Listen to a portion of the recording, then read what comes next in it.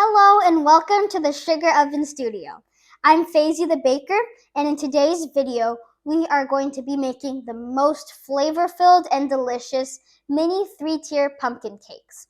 Now these guys are perfect for the holidays, Thanksgiving, and pumpkin lovers will just gobble these up. So let's get started.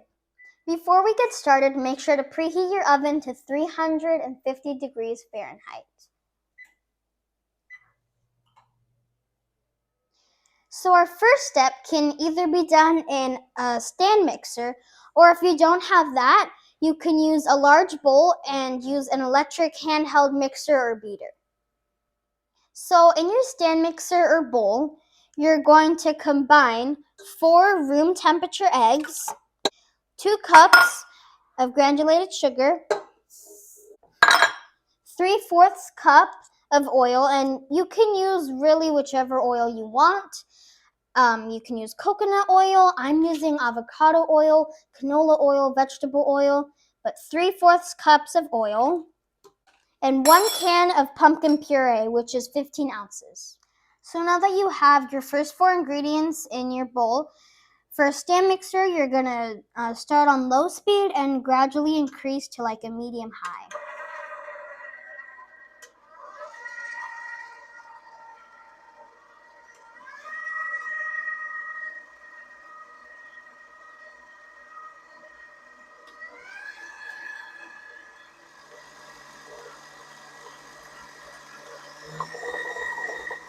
So I've been mixing this now at medium high for like about 1 minute, and it's good.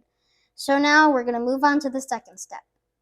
So now for our dry ingredients, we're gonna mix together 2 cups of all-purpose flour, and in here I have 2 teaspoons of baking powder, 2 teaspoons of cinnamon, 1 teaspoon of ground nutmeg, half a teaspoon of ground ginger, and half a teaspoon of salt just in this bowl.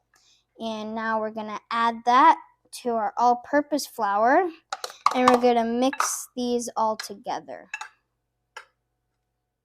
So next, now that my flour and my spices are all well incorporated, I'm going to turn my wet ingredients back onto a low speed while I slowly, gradually add spoonful by spoonful of the dry ingredients into the wet ingredients until it's all combined.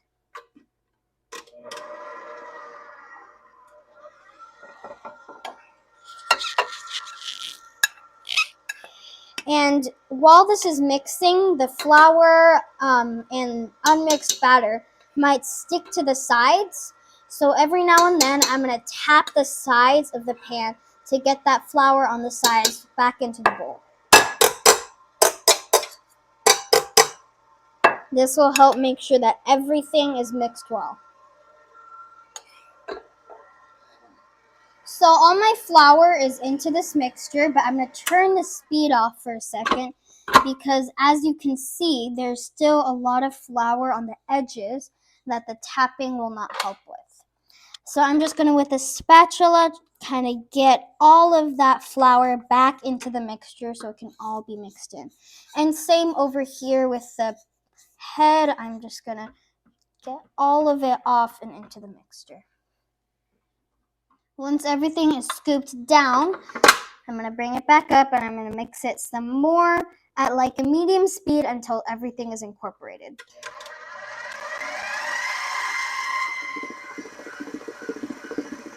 So now that my batter is done and it's ready to go into the oven, we're going to put it into the tray. So you can use just a tray like this, and in order for it to not stick, you can use a sill pad, which is what I'm using. You can also use parchment or something that will make it not stick. So now I'm going to pour my batter into the pan along the edges. This way it'll all even up and make just a perfect smooth cake.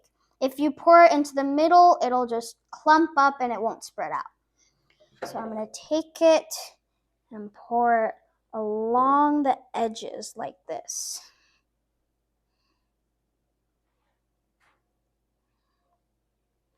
And not all of it will come out, so you'll have to use a spatula to get it down and into the pan. So I'm scraping down the edges with my spatula, and I'm gonna get this, and with my spatula, I'm pouring the batter into the tray. So once your batter is poured in, you can kind of shake it and make sure that it's all smooth and even on top. So now it is ready to go in the oven. So this guy, because he's so thin in the tray, it's easy for him to get burnt. So basically how we're gonna cook this is in increments of 10. So I'm gonna set a timer for 10 minutes. So I'm gonna check it using a thin, sharp knife. You can also use a toothpick or something similar. So I'm gonna take the cake, and with my knife, I'm gonna poke a hole in it. And if the tip comes out wet, moist, with soggy crumbs, it's probably still not ready. But if it comes out dry with just a few crumbs, it's ready. So that looks pretty moist. So I'm gonna give it another, let's say, 3 minutes.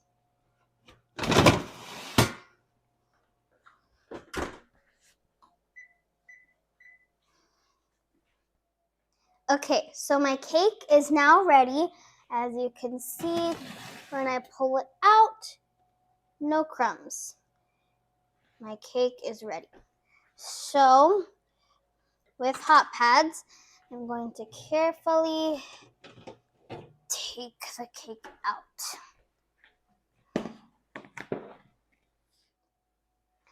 So my cake was good at about 27 minutes, but your cake, depending on your oven, could take around like 20 to 30 minutes. So now that I have this on the tray, we are making pumpkin 3-tier cakes. So in order to make it easier for us to cut into it, we're gonna flip it onto a cutting board. So you can do this by placing it under, grabbing hold of both edges, and flip.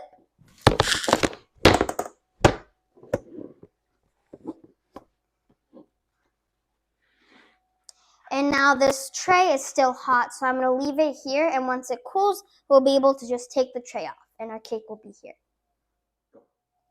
So now that our cake is cooling, we're going to get started on the delicious pumpkin and cinnamon cream cheese frosting. So I need 1 cup of butter and 1 package of cream cheese, which is 8 ounces. And the butter and cream cheese should both be at room temperature.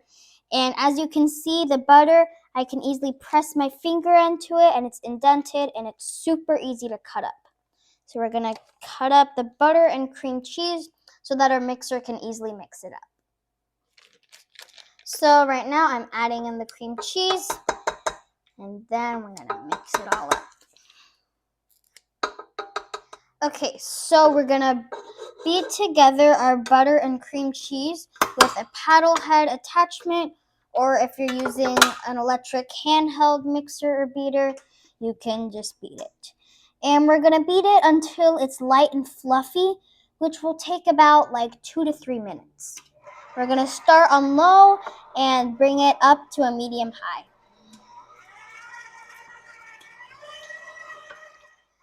So just like our batter, the cream cheese and butter has risen up the edges. So I'm going to scoop it down and then keep beating.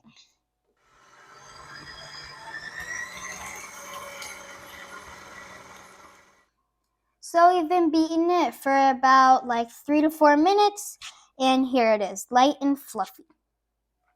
So now that we've beaten our butter and vanilla, we're going to add a teaspoon of vanilla extract, cinnamon, and a tablespoon of milk. Okay, so my cinnamon, vanilla, and milk are in with the cream cheese and butter, so I'm going to mix those up together on like around medium for like 1 minute. So now here I have 3 cups of powdered sugar, which I'm going to beat this on low and gradually add in spoon by spoonful into the frosting. Once this is done, our delicious cinnamon frosting will be done. So now all the powdered sugar has been added in, and you can just see that smooth, beautiful, luscious frosting. But I'm going to go ahead and get all of that extra powdered sugar off the sides and stuff, and we'll mix it up again, and we're done with the frosting.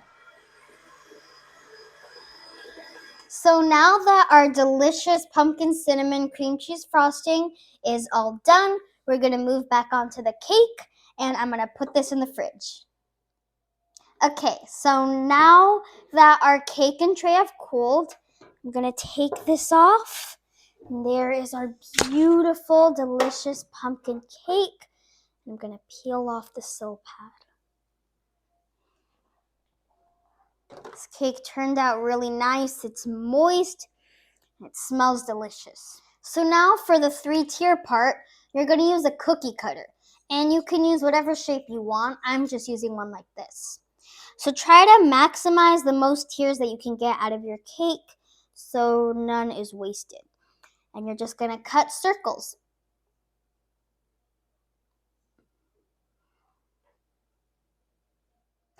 So I've cut out all the shapes that I can make. So now I'm going to peel off the excess cake and put it to the side.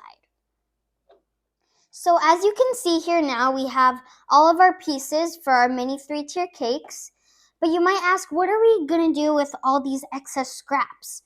Well, you can make cake pops with them or use them for some other kind of delicious, yummy treat. So now we're going to do the best part, putting it all together. So I have a pastry bag and a pastry tip in here, and I'm going to scoop my delicious cream cheese frosting into my pastry bag. So now that I have all of my cream cheese frosting into my piping bag, I'm going to seal the top off by just closing it and wrapping it around. And then I'm going to take my first stack and put it on one of these big cupcake liners.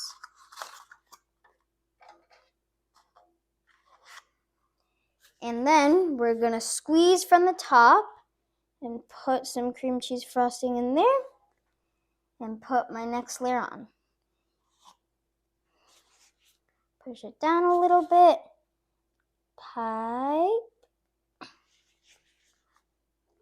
And pumpkin. And then for the top, just going to do a little design up here. Ta-da! And then, because it's Christmas time, for a little bit of decoration,